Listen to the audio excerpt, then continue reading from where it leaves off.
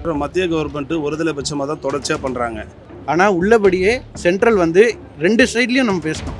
உள்ளபடியே தமிழகத்தை வந்து இப்படி அலைய வைக்கிறது வந்து கண்டிக்கத்தக்க விஷயம். பழி வாங்கணுன்ற நோக்கம் தான், வேற ஒன்றும் இல்லை. காங்கிரஸ் பீரியடோ பிஜேபியோ தொடர்ந்து பீகார் உத்தரப்பிரதேசம் வளரலன்னு கொடுத்துனுக்குறாங்க. அப்போ அவங்க திட்டம் செயல்படுத்தலையா, இல்லை இந்த காசுலாம் என்ன ஆச்சு, அதை கேட்கறதுக்கு ஒரு இது பண்ணுறது கிடையாது. நம்ம கேட்ட நிதி கிடைக்கல, ஜிஎஸ்டிக்கான இதுவும் கிடைக்கல. அதுவும் 2 சைடு மிஸ்டேக் இருக்குது. இவங்க கொடுத்துருந்தாலும் மக்களுக்கு நல்லது பண்ணுவாங்களான்னா பண்ண மாட்டாங்க. பிஜேபி ஆளுகின்ற மாநிலங்களில் வந்து முக்கியத்துவம், மற்ற இது குறிப்பாக தமிழ்நாடு அவங்களோட மெயின் டார்கெட்டாக இருக்குது. யாருமே எதிர்பார்க்காத பெருவெள்ளம், பேரிடர். நீங்கள் அதுக்குரிய பணம் கண்டிப்பாக தரணும்.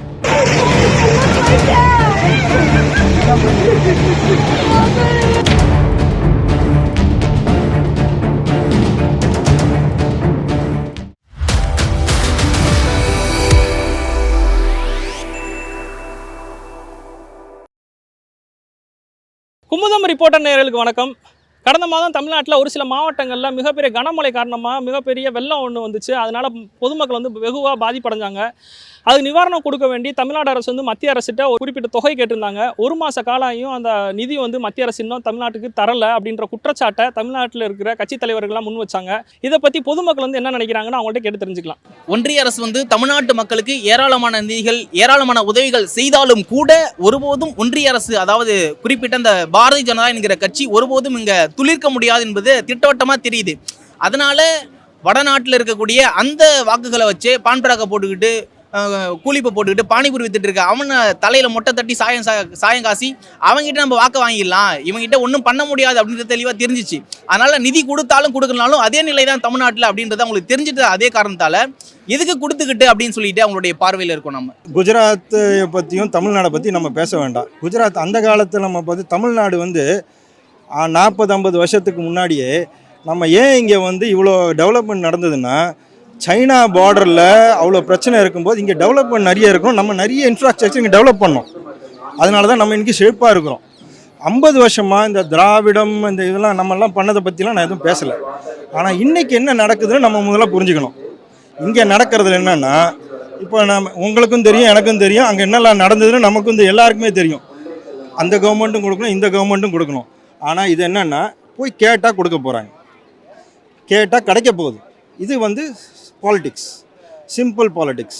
இதுக்கு மேலே ஒன்றுமே கிடையாது. இது வந்து சாதாரண மக்களுக்கும் புரியும், எல்லாருக்கும் புரியும். இப்போ நான் வந்து சார், தமிழ்நாடு அரசு சார்பாக சிஎம்மும் போய் கேட்டிருந்தாரு மோடி சார், சிஎம் எதுக்கு போனார், உதயநிதி எதுக்கு போனார் உங்களுக்கும் தெரியும், எனக்கும் தெரியும். புரியுதுங்களா? எதுவுமே எல்லாமே மோடி பண்ணுறதும் பாலிடிக்ஸ், உதயநிதி பண்ணுறதும் பாலிடிக்ஸ், ஸ்டாலின் பண்ணுறதும் பாலிடிக்ஸ். பெரிய வெள்ளத்தில் நானும் பாதிக்கப்பட்டவன் தான். அதாவது அவங்க பேரிடர் அப்படின்னு இதை வரையறுக்கிற அளவுக்கு இது இல்லை அப்படிங்கிற மாதிரி சொல்கிறாங்க. ஆனால் அந்த பேரிடருங்கிறது வந்து சுனாமிக்கு அப்புறம் தான் வந்து பேரிடருங்கிற ஒரு கான்செப்டே கொண்டு வராங்க. அதுக்கு முன்னாடி வரைக்கும் பேரிடருங்கிறதே கிடையாது. இவ்வளோ பெரிய வெள்ளம் வந்திருக்கு, நிறைய ஊர் வந்து ஃபுல்லாகவே அடித்து கொண்டு போயிருக்குது. மாடு ஆடு பொருளாதாரம் பெரிய அளவுக்கு பாதிப்பு ஏற்பட்டிருக்கு. ஆனால் நம்ம தமிழ்நாடு கவர்மெண்ட் வந்து இதுக்கு வந்து பெரிய அளவுக்கு நிதி கொடுங்க அப்படின்னு சொல்லி கேட்கும்போது அவங்க வந்து என்ன சொல்கிறாங்கன்னா, பேரிடரே கிடையாது அப்படின்னு சொல்லி நிர்மலா சீதாராமன் நிதியமைச்சர் வந்து சொல்கிறாங்க. என்ன அப்படின்னு சொன்னால், நாம் தான் வந்து வரி அதிகமாக இங்கேருந்து இந்தியாவிலே வந்து 2வது இடத்துல வரி கொடுக்குறதுல நாம் தான் இருக்கிறோம். நம்மளுடைய மகாராஷ்டிராவுக்கு அடுத்தது நாம் தான் இருக்கிறோம் வரி கொடுக்குறதுல. ஆனால் நம்மகிட்ட வந்து ₹1 வாங்கினா நமக்கு ரிட்டர்ன் வந்து 40 காசு அந்த மாதிரி தான் கொடுக்குறாங்க. ஆனால் மற்ற ஸ்டேட்டுக்கு வந்து அதிகமாக கொடுக்குறாங்க. ₹1 அவங்க ரிட்டர்ன் கொடுக்குறது ₹2 இல்லை ₹3 மேலே கொடுக்குறாங்க. கேட்டால் இங்கே வந்து திராவிட மாடல் ஆட்சி நடக்கிறதுனால இவங்க வந்து எந்த நலத்திட்டங்களும் செய்ய முன் வர மாட்டேங்கிறாங்க. காரணம் என்னென்னா, அவங்களால கால் உண்டவே முடியல. பிஜேபி அரசால் கால் உண்டவே முடியல. அதுக்கு என்னெல்லாம் பண்ண முடியுமோ, அதாவது இந்த ஆளும் அரசை வந்து குற்றஞ்சாட்டுவதற்கு என்னெல்லாம் தேவையோ அதை வந்து மறைமுகமாக கொண்டு வரணும்னு நினைக்கிறாங்க. ஆனால் எப்போவுமே தோல்வி அடைஞ்சிட்டு தான் போயிட்டுருக்குறாங்க. இந்த சென்ட்ரல் கவர்மெண்ட் வந்து தோல்வி அடைஞ்சிட்டு தான் போயிட்டுருக்குது. கண்டிப்பாக நிதி கொடுக்க தான் செய்யணும். இது குஜராத்தோ அல்லது பிஜேபி ஆளக்கூடிய உத்தரப்பிரதேசோ மற்ற மாநிலங்களாக இருந்துச்சு அப்படின்னு சொன்னால் அவங்க வந்து என்ன பண்ணுறாங்கன்னா, உடனடியாக போய் பார்க்குறாங்க என்ன நடக்கு அப்படிங்கிறத உடனே போய் பார்க்குறாங்க. நம்மளுடைய பாரத பிரதமர் வந்து உடனடியாக போய் வெள்ளத்தையோ இல்லை மற்ற இதையோ வந்து பார்வையிடுறதுக்கு போகிறாரு. ஆனால் இங்கே என்ன இது வரைக்கும் வரவே இல்லை. நிர்மலா சீதாராமன் வந்தாங்க, அதுவும் உதயநிதி ஸ்டாலின் சொன்ன பிறகு தான் வந்தாங்க. இங்கே வந்ததே உதயநிதி ஸ்டாலின் சொன்ன பிறகு தான் வந்தாங்க. இங்கே வந்த பிறகு அவங்க வந்து பார்த்துட்டு வந்து பெரிய அளவுக்கு வந்து பாதிப்பு இல்லைங்கிற மாதிரி தான் சொல்லிட்டு போயிருக்கிறாங்க. ஆனால் நிதி கொடுத்தா நல்லா இருக்கும் அப்படிங்கிறது தான் எங்களோட கருத்து. இங்கேருந்து பணம் மட்டும் வேணும், இங்கே நாங்கள் செஞ்சோன்னு சொல்லிக்கினே இருக்கணும்.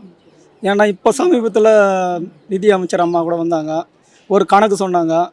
அது தப்புன்றது எல்லாருக்குமே தெரியும். சாதாரண 7வது 6வது படிக்கிற பசங்களை கேட்டால் கூட 6,900 கோடின்றது 6,900,000 கோடின்றது 92 கோடின்றது அது கூட்டினீங்கன்னா எவ்வளோ வரும்னா 5,46,000 கோடி வரும். அவ்வளோ அதி புத்திசாலியான ஒரு ஆள் வந்து ஒரு நிதி அமைச்சராக இருக்கும்போது இப்படி தான் இருக்கும். அது வேறு எதுவுமே சொல்ல முடியாது. ஏன்னா எதுவுமே கொடுக்கக்கூடாது. இப்போ ஜிஎஸ்டி நம்ம கொடுக்குறோம், ஸ்டேட் இது குத்துட்டு நான் குத்தோன்னா ஸ்டேட் இது வந்து ஸ்டேட் எஸ்பிஐயில் கட்ட சொன்னால் எல்லாருக்குமே சந்தோஷமாக இருக்கும். தொழில்துறையே நசுங்கி போயிருக்குது. சிறு குறு கோயிலெலாம் எங்கெங்க இருக்குது? எங்கேயுமே இல்லை. இப்போ பாரம்பரியமாக இருக்கிற இதுவெல்லாம் அந்த புன்னகையோ எதுவுமே கிடையாது. அதுக்கு யார் காரணம்? அரசாங்கம் தான் காரணம். இதில் தவிர வேறு எதுவுமே கிடையாது. ஸ்டேட் பேங்க் இதுன்னு இப்போ எஸ்சிஜிஎஸ்னா ஸ்டேட் பேங்க்கில் எஸ்பிஐயில் கட்டுறோம். நான் ஏன் ஆர்பிஐயில் கட்டணும்? ஆர்பிஐயில் கட்டுவதானே நீங்கள் கொடுக்குறீங்க. குத்துட்டுன்னு சொல்கிறீங்க. யார் ரூபாய் யார் கொடுக்குறது? சென்ட்ரலுக்குன்னு தனியாக ஏதாவது நிதி இருக்குதுங்களா? வருவாயே பெட்ரோல் டீசல் கூட கலாலில் தான் போகணும். அப்படி இருக்கும்போது அதை இருந்து பிரித்து டெவலப் பண்ணுறதுக்கு எல்லாத்துக்கும் கொடுக்கணும். இப்போ 100 வருஷமாக 75 வருஷமாக சுதந்திரம் வாங்கியிருக்குது. காங்கிரஸ் பீரியடோ பிஜேபியோ தொடர்ந்து பீகார் உத்தரப்பிரதேசம் வளரலன்னு கொடுத்துன்னுக்குறாங்க. அப்போ அவங்க திட்டம் செயல்படுத்தலையா? இல்லை இந்த காசுலாம் என்ன ஆச்சு? அதை கேட்குறதுக்கு ஒரு இது பண்ணுறது கிடையாது. கொடுக்குறவங்ககிட்டவே வாங்கினே இருந்தால் அந்த மாநிலங்கள்லாம் சோம்பேறியாக தான் ஆகும். வேறு எதுவும் உழைக்க மாட்டாங்க. இங்கே உழைச்சி வர்ற வருவாயை தமிழகம் இது எல்லாமே தென் மாவட்டங்கள் மாநிலம் தென்னிந்தியா ஃபுல்லாக உழைக்கிறவங்கெல்லாம் எல்லாமே இப்படி கொடுத்தா இப்படி தான் நடக்கும். இவங்க குத்து சிங்கப்பூர் மாதிரி அவங்க வேலைக்கு வந்துக்கின்னு அவங்க வந்து சோம்பேறியாக தான் இருப்பான். அங்கே உழைக்கணுன்றவன் இங்கேக்கு வேலைக்கு வர்றான். மீதியெல்லாம் அங்கே சோம்பேறியாக இருந்து உட்காந்து சாப்பிட்றான். அந்த திட்டம் அதுதான் நடக்குது. வேறு எதுவுமே நடக்கல. என்னுடைய பார்வை அதுதான். பிஜேபியோட சித்தாந்தமே அதானே. ஆர்எஸ்எஸோட சித்தாந்தமே இந்தி பேசாத மாநிலங்களை பழி வாங்குறதும் ஓரம் கட்டுறது வந்து இன்றைக்கி நேற்று நடக்கிறது இல்லை. அந்த அண்ணா காலத்துலேருந்தே இது போராட்டம் தொடர்ந்து தான் நடந்துகிட்ருக்கு. எப்பவுமே வந்து தெற்கு தேய்கிறது வடக்கு வாழ்கிறது அப்படின்றது தான் அண்ணா சொன்னது. அதே மாதிரி தான் இன்றைக்கும் பண்ணிகிட்ருக்குறாங்க. அது காரணம் வந்து அதுதான். பிஜேபி ஆளுகின்ற மாநிலங்களில் வந்து முக்கியத்துவம், மற்ற இது குறிப்பாக தமிழ்நாடு அவங்களோட மெயின் டார்கெட்டாக இருக்குது. எந்த காரணம் கொண்டும் தமிழ்நாடு மக்கள் வந்து பலனடையக்கூடாது, இதனால் வந்து தமிழ்நாடு அரசும் பலனை பேர் எடுக்கக்கூடாதுன்றதில் அவங்க உறுதியாக இருக்கிறாங்க. அதுதான் காரணம். பழி வாங்கணுன்ற நோக்கம் தான், வேறு ஒன்றும் இல்லை. பேசுகிற பாடி லாங்குவேஜே நம்ம வந்து எந்த பேட்டியுமே பார்க்குறதுக்கு அருவருப்பாக இருக்குது. அவங்க பேசுகிற பேச்சு வாயை மூடுங்க அது இதுன்னு பேசுகிறதுலாம் ஒரு மாதிரியாக இருக்குது. உண்மை அதெல்லாம் வந்து யாருமே ஏற்றுக்கல. எந்த பப்ளிக் சாதாரண பாமரம் கூட சொல்கிறான். அவங்க பேசும்போதே தெரியுது அது பொய்ன்றது. அவங்க வந்து அவங்களோட ஆணவமோ அவங்க பேச்சே வந்து தவறான விஷயத்த மறைக்கிறாங்க. அதனால் அவங்க கொடுத்தாங்கன்னா வெளியிட வேண்டியது என்ன, நான் இவ்வளோ ரூபா கொடுத்துருக்குறேன்னு சொல்லி இந்த தேதியில் நாங்கள் பணம் வெளியிட்டிருக்கிறோம், ரிலீஸ் பண்ணியிருக்கிறோம் அப்படின்னு சொல்லி வெளியிடல. அது மாதிரி எதுவுமே பண்ணல இது வரைக்கும். அவங்க இங்கே இதில் சார் நமக்கு பிடிக்குது அப்படி இல்லை. நம்ம இங்கே ஒரு பார்ட்டி கவர்மெண்ட் இருக்குது, சென்ட்ரலில் வேறு கவர்மெண்ட் இருக்குது. 2 பேருக்கும் ஒத்து போகிறதில்ல. ஸோ இதில் ஒன்றே வந்து நான் 2 கவர்மெண்ட்டுக்கு சொல்கிற ஒன்றே தான், சென்ட்ரல் கவர்மெண்ட்டுக்கு சொல்கிறது வந்து இது யாருமே எதிர்பார்க்காத பெருவெள்ளம் பேரிடர். நீங்கள் அதுக்குரிய பணம் கண்டிப்பாக தரணும். ஸ்டேட் கவர்மெண்ட்டுக்கு நான் சொல்கிறது என்னென்னா, உங்கள் இந்த டிப்ளமேசின்னு சொல்லுவாங்க, பேசி இது பண்ணி பணத்தை வாங்குங்க. அது ஒன்று தான். ஏன்னா உங்களை நம்பி தான் இங்கே இருக்கிற மக்கள்லாம் இருக்காங்க. அதை பார்த்து வாங்கி எவ்வளோ பண்ண முடியுமோ பண்ணுங்கள். பட் மாற்றாந்த மண்டபம்னு இருக்க தான் இருக்குது, ஒன்றும் பண்ண முடியாது. நம்ம 2 கவர்மெண்ட் வேறு பார்ட்டி நம்ம பிடிச்ச பார்ட்டி போட்டிருக்காங்க, நம்ம தகுந்த மாதிரி தான் பண்ணணும். ஒரே என்னுடைய இது வந்து இந்த 2 கவர்மெண்ட்டுக்கு என்னென்னா, நீங்கள் வந்து பேசி 1000 கோடி கொடுக்குறதுல ஒரு 900 கோடியாவது கொடுத்து மக்களை காப்பாற்று சார். இது வந்து ரொம்ப ஒரு துரதிருஷ்டவசமான சிச்சுவேஷன் சார். நம்ம தமிழ்நாட்டில் இது இருக்கவே கூடாது. சென்ட்ரல் கவர்மெண்ட் வந்து ரொம்ப இதில் வந்து ரொம்ப மெக்னானிமஸாக நடந்துக்கணுங்கிறது தான் என்னோட இது. அவங்க பண்ணலைங்கிறது ரொம்ப கிளியராக தெரியுது. கேட்டால் ஸ்டாட்டிஸ்டிக்ஸு நம்பர்ஸ்லாம் சொல்கிறாங்க, இவ்வளோ கொடுத்தோம் அவ்வளோ கொடுக்கலங்கிற. பட் நல்லா தெரியுது காம்படிட்டிவ் பாலிட்டிக்ஸ். எங்களுக்கு நீங்கள் ஓட்டு போடல, உங்களுக்கு நாங்கள் எது கொடுக்கணும். மத்திய கவர்மெண்ட்டு ஒருதலை பட்சமாக தான் தொடர்ச்சியாக பண்ணுறாங்க. அவங்க பிஜேபி ஆளு மாநிலத்தில் மட்டும் தான் நிதி ஒதுக்குவாங்க. மற்ற இடத்துல பாருங்கள், நீங்கள் தமிழ்நாடு மட்டும் கிடையாது, மற்ற ஸ்டேட்லேயும் இதே கண்டிஷன் தான். இதே பிஜேபி ஆளு மாநிலம் தான் உடனே ரிலீஸ் பண்ணுவாங்க. நம்ம 5000 கேட்டால் கூட 500 கோடி கூட கொடுக்க மாட்டாங்க. ஏதோ தமிழக தலைவர் முதலமைச்சர் இந்த இக்கட்டான சூழ்நிலையிலும் பார்த்து பண்ணிகிட்டு இருக்காரு. இப்போ சென்னையிலே மழை வெள்ளம் பல பாதிக்கப்பட்டவங்களுக்கு 6,000 ரூபா கொடுத்தாங்க. அதே மாதிரி தூத்துக்குடியில் பாதிக்கப்பட்டவங்க 6,000 ரூபா கொடுத்தாங்க. ஆனால் இதுவரையிலும் மத்திய கவர்மெண்ட்டு ₹1 கூட நிதி நமக்கு கொடுக்கல. இந்த நிதி பற்றாக்குறை சூழ்நிலையிலையும் நம்ம தமிழக முதல்வர் சிறப்பாக பண்ணிட்டு இருக்காரு. ஆனால் நிதியமைச்சர் வந்துட்டு நாங்கள் நீங்கள் கேட்கறதோட அதிகமான காசு வந்தாருன்னு சொல்லி ஒரு புள்ளி விவரம்னு சொல்லிட்டு போனாங்க. எங்கே சார் அந்த புள்ளி விவரத்தை எடுத்து பாருங்கள். அப்படி ஒரு நிதியை இது ஒன்றும் கொடுக்கவே இல்லையே. அவங்களுக்கு சாதாரணமாக நம்ம கொடுக்க வேண்டிய ஜிஎஸ்டி அமௌண்ட் அதை ரிலீஸ் பண்ண வேண்டிய அமௌண்ட்டே பார்த்தீங்கன்னா நம்ம கொடுக்குற அமௌண்ட்டுக்கு எதுக்கு பார்த்தீங்கன்னா அவ்வளோ டிஃப்ரெண்ட் இருக்கும். நீங்கள் அந்த புள்ளி விவரத்தை எடுத்து பாருங்கள். அது வழக்கமான கொடுக்குற நிதி தான். அதிகம் நமக்கு ரெகுலராக கொடுக்குற நிதியும் கிடையாது. இப்போ அந்த பேரிடர் காலத்தில் நிதின்னு சொல்லி எங்கே கொடுத்தாங்க? அவங்க 500 கோடின்னு சொன்னாங்க, கொடுத்தாங்களா? எல்லாம் வாய் வார்த்தை தான் சார் அவங்க. ஆனால் உள்ளபடியே சென்ட்ரல் வந்து 2 சைட்லேயும் நம்ம பேசணும்.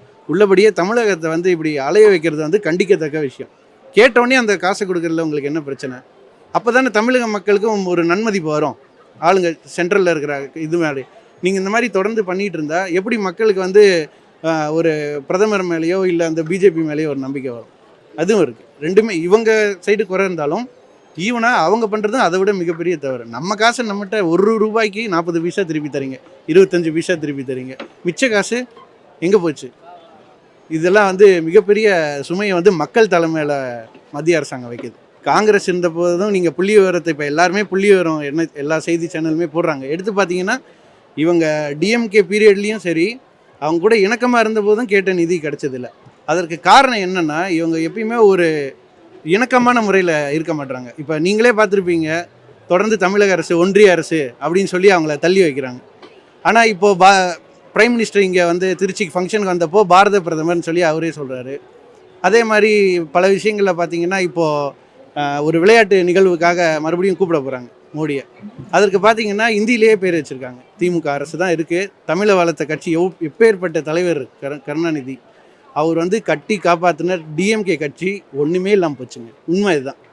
அது வந்து அதுக்காக நான் மற்ற இது பெட்டராக பண்ணிட்டாங்க அப்படின்னு சொல்ல, இவங்க என்ன சொல்லி வந்தாங்களோ நாங்கள் வந்து நிதி நிலைமை சரி பண்ணிடுவோம், தமிழகத்தை முதன்மையான மாநிலமாக உயர்த்துவோன்னு சொல்லி வந்தாங்க. நீங்கள் இந்த வாரம் பேப்பரில் நீங்கள் உங்கள் சேனல்லலாம் கூட வந்திருக்கு, 3 லட்சம் கோடி ரூபா கடன் வாங்குறாங்க அடுத்த 3 மாதங்களில். இது வரைக்கும் 2 வருஷத்துலேயே 2 லட்சம் கோடி ரூபா கடன் வாங்கியிருக்காங்க. இது எல்லாமே வந்து நீங்கள் சொன்ன இன்னொரு விஷயம் என்னென்னா நம்ம கேட்ட நிதி கிடைக்கல, ஜிஎஸ்டிக்கான இதுவும் கிடைக்கல. அதுவும் 2 சைடு மிஸ்டேக் இருக்குது. இவங்க கொடுத்துருந்தாலும் மக்களுக்கு நல்லது பண்ணுவாங்களான்னா பண்ண மாட்டாங்க.